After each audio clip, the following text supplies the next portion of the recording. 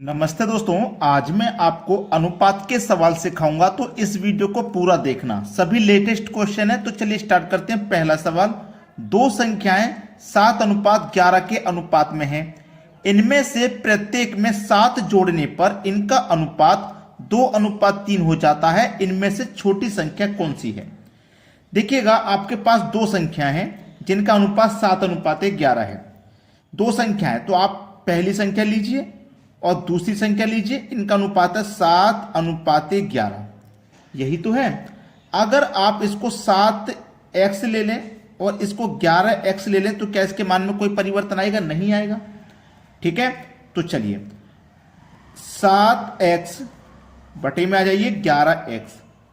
अब आप कहेंगे सर ये बटे में कहां से आ गया? अनुपात वाली संख्या को आप बटे में भी लिख सकते हैं। 7:11 है तो आप इसे 7/x भी लिख सकते हैं। अब उसने बोला है इनमें से प्रत्येक में 7 जोड़ने पर। प्रत्येक में 7 जोड़ने का मतलब है इसमें भी 7 जोड़ दो और इसमें भी 7 जोड़ दो। जोड़ने के बाद इनका जो अनुपात है 2:3 हो जाता है। तो 2:3 का मतलब है आप इसे 2/3 लिख सकते हैं। इनमें से छोटी संख्या कौन सी है ये बताना है। अब देखो बराबर में है तो क्या होगा, इस तरीके से क्रॉस मल्टीप्लाई हो जाएगा।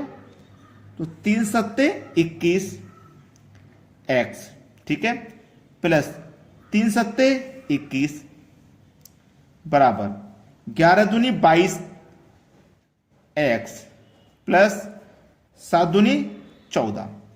x वाले टर्म एक तरफ कर लीजिए।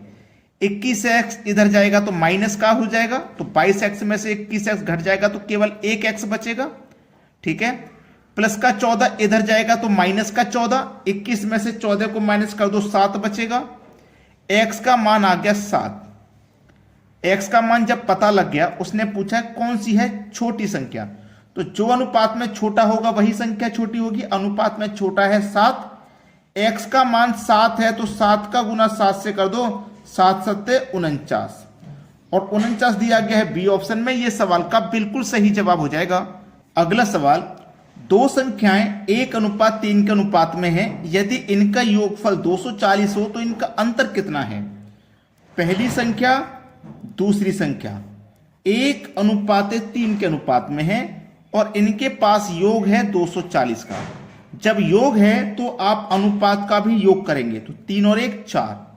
इस योग में अनुपात के योग से डिवाइड करो, 4 6 24, 1 0 60 बार में कट गया। अंतर कितना है? 60 का गुना 1 से करो तो 60, 60 का गुना 3 से करो 180। अंतर पूछा है, अंतर कर दो। 180 में से 60 को घटा दो, 120 आ जाएगा। यह सवाल का सही जवाब हो जाएगा पहला ऑप्शन। अंतर जब निकालना है तो जरूरी नहीं है आप दोनों संख्याओं को अलग अलग निकाल के उनका अंतर करें। आप अनुपात का अंतर करो, 3 और 1 का अंतर 2 आ जाएगा, तो 60 का गुना सीधा 2 से कर दो तब भी 120 आंसर आ जाएगा। क्लियर? चाहे अंतर पहले ही कर लो अनुपात का, चाहे संख्या निकाल के अलग अलग तब अंतर कर दो, आंसर वही आना है। अगला प्रश्न है, किसी व्यक्ति आय तथा व्यय 11:10 के अनुपात में है। ठीक है, आय का मतलब है जो वो कमाता है। व्यय का मतलब होता है खर्च। यह है 11:10 के अनुपात में। अगर हम अनुपात की बात करें तो उसने 11 रुपए कमाए और 10 रुपए खर्च कर दिए अनुपात में, तो बचा कितना लिया? 1 बचा लिया। यही तो इसका मतलब है।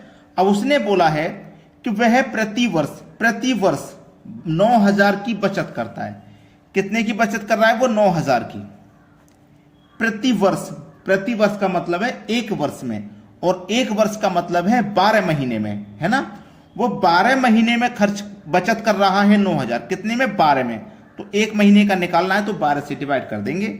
12 से जब इसको डिवाइड करेंगे तो ये 750 बार में कट के आ जाएगा। इसका मतलब 1 महीने में वो 750 रुपये बचाता है। ठीक है, तो 12 महीने में बचाता है 9,000। उसकी मासिक आय कितनी होगी? आय पूछा है। 1 अनुपात की वैल्यू 750, तो 11 अनुपात की वैल्यू कितनी? मल्टीप्लाई कर दो, 11 का 0 से करोगे तो 0, 11 पंजे 55 का 5 हासिल लगे 5, 11 सत्ते 77 हासिल का 5 जोड़ दो 82, 8,250, 8,250। डी ऑप्शन हो जाएगा सवाल का सही जवाब। अगला प्रश्न है, 7:11 के प्रत्येक पद में किस संख्या को जोड़ने पर अनुपात 3:4 प्राप्त होगा। 7:11 है तो आप इसे 7/11 लिख सकते हैं। ठीक है, प्रत्येक पद में किस संख्या को जोड़े, हमें नहीं पता किस संख्या को जोड़ना है, नहीं पता तो हम इस x जोड़ लेते हैं। ठीक है, x जोड़ लेते हैं जब नहीं पता तो। उसके बाद में अनुपात कितना हो जाता है 3:4, तो अनुपात को हम बटे में लिख सकते हैं, फिर कर लो क्रॉस गुना। ठीक है, 4 7 28, ठीक है 4 7 28 प्लस 4 का गुना x से करो तो 4x बराबर 11 3 33, x का गुना 3 से करो तो 3x, x वाले टर्म एक तरफ करो, 3x प्लस का है इधर आके माइनस का हो जाएगा, 4x में से 3x कट जाएगा तो केवल 1x बचेगा।